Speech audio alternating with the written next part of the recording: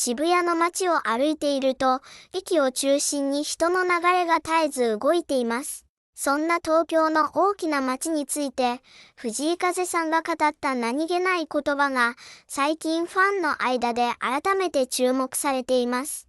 J-Wave では、サマーソニック25周年に合わせた特別企画などを通して、フェスの魅力や出演アーティストについて様々な発信を続けています。2026年のサマーソニックは8月14日から16日まで ZOZO マリンスタジアムと幕張メッセで開催されました。藤井風さんについても出演をきっかけにそのステージだけではなく普段の人柄や言葉に注目するファンが多くいます。J-Wave はこれまでも藤井風さんの音楽やインタビューを紹介してきました。そこで印象的なのが、東京を自由自在に歩き回るスターというイメージとは少し違う、本人の率直な感覚です。渋谷駅のように、多くの人が行き交う場所を基準に東京を捉える感覚には、妙に現実味があります。海外のファンが共感するのも、そこなのかもしれません。世界的に知られるようになっても、本人の言葉には、都会を知り尽くした人物というより、目の前の場所をそのまま受け止めている人らしさがあります。サマソニの大きなステージに立つ姿と、こうした飾らない言葉、その二つが並ぶことで、藤井風さんの素顔が少し違って見えてきます。There is something strangely relatable about discovery that artists who perform in front of huge international audience may not know a city as well as people assume. At a public recording connected with Summer Sonic, Fujikaze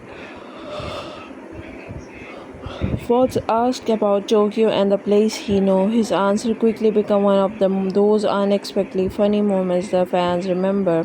When Shibuya came up, he could confidently mention familiar landmarks such as Shibuya Station and the famous Scramble Crossing.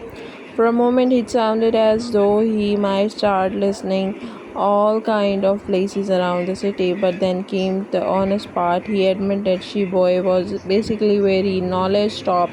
He would manage Shibuya Station, and beyond that, he was not pretending to be Tokyo expert. The small admission created completely different atmosphere.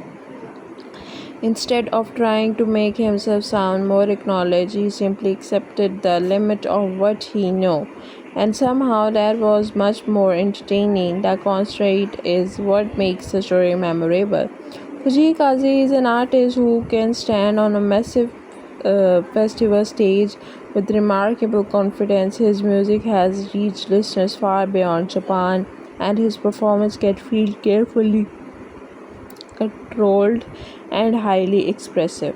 Yet the conversation moves away from the music and into something as ordinary as navigating Tokyo. He can sound surprisingly down to earth. I think that is why the story resonated with people. Fans often accept famous musicians to have interesting stories about everywhere they go. They travel, perform, meet people, and move through cities that most of us may only visit occasionally. So it is amusing to discover that even someone with that lifestyle can have a very simple mental map. And there is something comforting about it. You do not have to know every corner to a huge city. You do not have to pretend to understand something just because people accept you to do. Sometimes knowing one familiar place is enough. For overseas listeners, the connection may be even easier to understand. Shibuya is one of first Tokyo location may international visitors recognize. So hearing Fujikaze describe his own limited knowledge of area can make him feel unexpectedly familiar. It also says something interesting about the way we see celebrities. The moment we stop accepting perfection, ordinary details suddenly become more memorable. Maybe that is the real charm of a story. It is not really about whether Fujikaze is known for Tokyo well. It is about naturally he can say, this is what I know and this is where my knowledge is, and somehow that makes the difference between the world famous performer and an ordinary listener feels a little smaller.